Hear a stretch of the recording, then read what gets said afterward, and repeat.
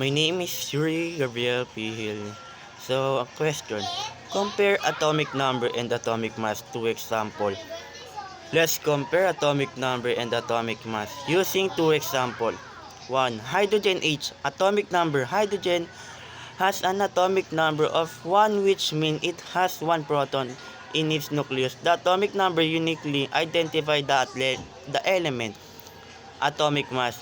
The atomic mass of hydrogen is approximately 1.008 atomic mass units, or AMU. This value takes into account the mass of each single proton and the small fraction for each single electron.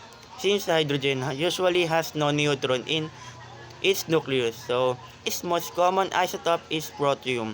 The atomic mass is very close to the mass number of its most abundant isotope. Number 2. Carbon C. Atomic number has an atomic number of 6, indicating it has 6 protons in its nucleus. This atomic number distinguishes carbon from other elements. At atomic mass.